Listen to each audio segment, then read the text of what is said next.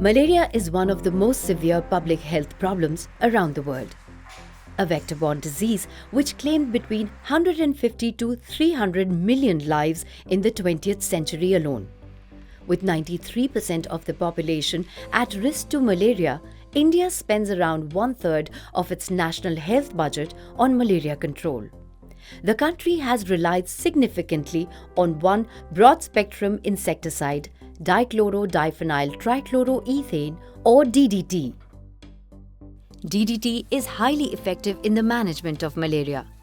But during the 1960s and 70s, scientific evidence proved that DDT was a toxic, persistent and bioaccumulative substance. Later it was listed as persistent organic pollutant under Stockholm Convention. Today, the import of this insecticide is illegal in 102 countries and it's banned even for vector control in 56 nations across the world. Only a handful of malaria-endemic countries like India use DDT for vector control.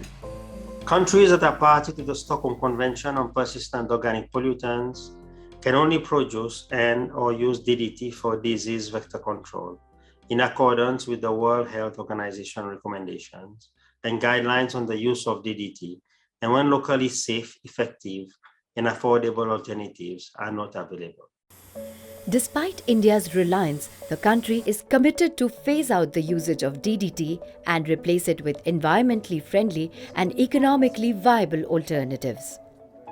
UNEP prepared a roadmap for the development of alternatives to DDT.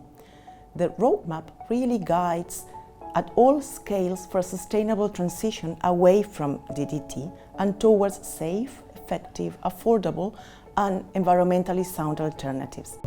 There are three key alternatives that India is developing and promoting to replace DDT. The first alternative are L-Alliance, factory-treated mosquito nets made with netting material that has synthetic pyrethroid incorporated within or coated around the fibers. Mosquitoes are usually active in the night while their prey are asleep. These nets act as a barrier at that time. They're easy to install and easy to maintain. Each net remains effective at least for 20 standard washes. The second important alternative is BTI. BTI or Bacillus thuringiensis israelensis, a bacterium which produces toxins against mosquito larvae, helping to destroy them. Endotoxins released by Bacillus species are often species-specific, environmentally safe, and are unlikely to induce resistance in vectors, and thus it's an effective alternative in malaria eradication. Recently, an Indian strain of BTI has been developed by Vector Control Research Center based in Puducherry. Field trials have already been carried out in urban areas to demonstrate the operational feasibility, and the results are promising. The third alternative is neem. Neem in India is known as a household remedy against many illnesses. The active lemanoid ingredient in neem, called azadirachtin, is a suitable alternative to DDT if developed as a botanical product. The National Botanical Research Institute is cloning and propagating higher lemanoid-yielding varieties of neem using tissue culture. Along with scaling up the neem plantation, neem-based products are also being developed in collaboration with the Institute of Pesticide Formulation Technology. Now, with the government's initiative, HIL India Limited, a government enterprise, is manufacturing L-Alliance on home turf on a massive scale to meet the demand, along with generating employment for the local women of the district. HIL India Limited is also setting up plants for large-scale production of BTI and neem-based products. While on one hand, India is developing the alternatives, there's equal focus on supporting the transition from DDT to alternatives. Government health officials working in different malaria endemic zones of Uttar Pradesh are trained in the latest vector pest management practices.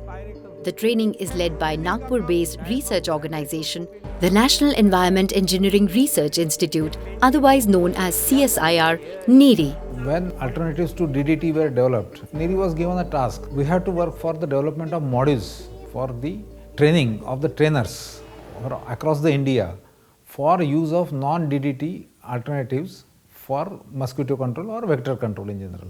4 modules we have developed, and in addition to this module we have developed the FAQ, frequently asked question, and for the awareness among the community some IEC material, that is information, education and communication material in the form of folder, wall sticker or some awareness pamphlets, that we also brought out. To help producers, registration holders and users transition to DDT alternatives, Toxics Link, an environmental NGO, has been assigned the task to create guidance documents for all 3 alternatives. Tomorrow some industry will come for setting up plant on LLN or maybe BT products or maybe for neem based products. So they can get access to this document, very simplified, it has been documented, and they can get to know what is I have to do as an industry for setting up my industry, as well as for the registration holders.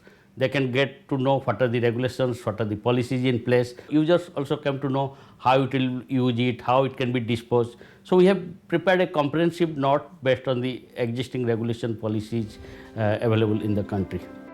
India aims to be malaria-free by 2030. Perhaps India's new alternatives to fight malaria are key to achieve this vision.